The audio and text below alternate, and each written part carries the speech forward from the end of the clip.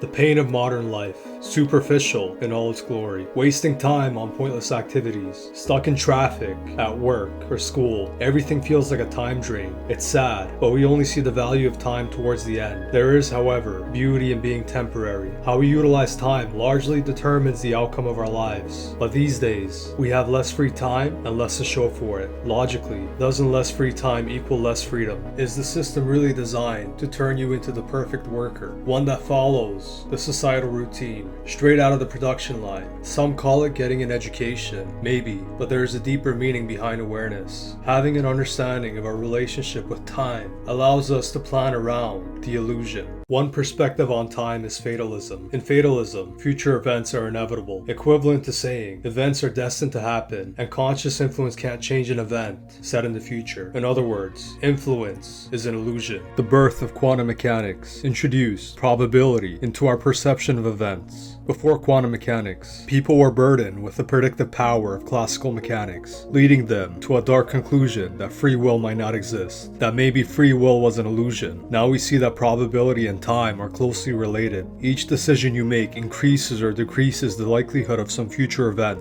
Repeatable actions compound with one another to build a probability distribution for future events. It's like a person that studies for 2 hours a week versus one that studies for 12 to 16 hours a week. Who has the higher probability of getting a better grade? It's possible that the person who studies less can, but it's less probable. We call them habits, or you can see them as repeatable actions that compound and alter the probability of future events. Maybe it makes sense now. The actions most of us take only increase the probability that some company will become more successful, while decreasing the likelihood of breaking free from a 9-to-5 lifestyle. I'm not against working a 9-to-5. It's a noble thing, but maybe not as noble anymore. People are taking the dignity out of it by making a working individual seem like a pleb. It's all over social media. Maybe it has to do with unaffordability or increasing societal expectations from one another by comparing ourselves to social media, or maybe a shift in values from character to materialism. The fact stays the same, a shift towards a darker standard. But what about our perception of time? We often envision a line leading from one event to the other, but maybe this is a comfortable illusion. If we turn to physics, the answers might be right in front of us. It's no understatement to say that Einstein revolutionized our perception of time. Energy or matter distorts the curvature of space-time, that time is experienced differently by different people in different configurations of space-time. Entropy has the requirement that time must flow in one direction. This is largely referred to as the arrow of time. In reading physics, I realized one conclusion, that the most counterintuitive answer is generally the right answer. It breaks all of our commonly accepted fallacies about the nature of reality. How do decisions and entropy relate? We make a decision, we have one less decision, and the universe has less usable energy for future decisions. Decisions are finite in the sense that both the decisions in our lives are capped to a point, and the total possible decisions allowed in the universe are capped due to entropy. Finite, but still powerful. Maybe influence itself, so maybe it makes sense to limit free decisions,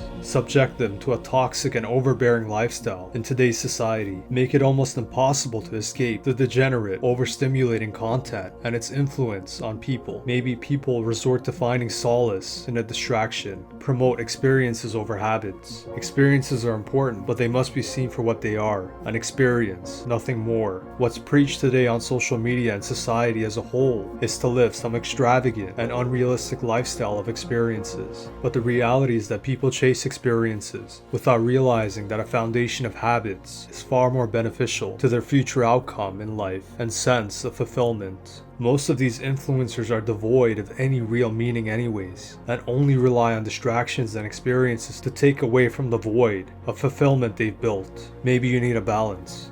I don't know what ratio works best for you to balance habits and experiences, but the results will be evident sooner or later, but better sooner than later. It just depends on something rare these days: introspection. A number of areas within the brain are responsible for time processing. When we engage in a pleasure-producing activity, our perception of time is much shorter. Experiments conducted on this display that perception of time for disliked or neutral activities were seen as much longer when asked, versus pleasurable activities, even if the time spent was longer on the pleasurable activities. Maybe we perceive time as something more fluid. Maybe the magnitude of time is processed in blocks of time that are dependent on the activities we partake in. Stuck in the loop. Why is it such a popular phrase? Routine has become an interesting byproduct in that it makes us not perceive chunks of time for what they really are. Getting ready for and commuting to work takes up a large portion of a person's day, but it has become largely a routine. The statement of one day becomes a week, becomes a month, and suddenly 10 years pass you by and you're still stuck at the same dead-end job speaks volumes. We become comfortable with a lifestyle, maybe make the population forget that they once had dreams and goals at some point, make them become their jobs in the sense that their personality is changed over time by the influence of the societal loop, a cog rotating along until time passes them by. But in the end, everything makes sense. But maybe making sense of it isn't as enlightening at the end. But at that point, it doesn't matter anymore. The point is that routines and habits become loops that produce a probability distribution for future outcomes, of future events in a person's life.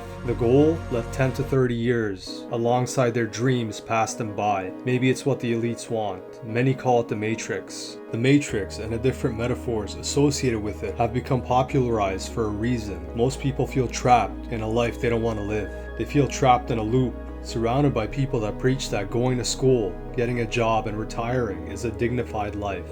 But this has become more of an out-of-touch boomer fantasy than something valid anymore, so they feel as though they've wasted their lives when they are faced with the harsh reality that they aren't living in the past anymore, lost in a meaningless void of routine, living for the goals of someone else, trying to eventually justify the routine and mold their personalities around the routine, for reality is too tragic to bear.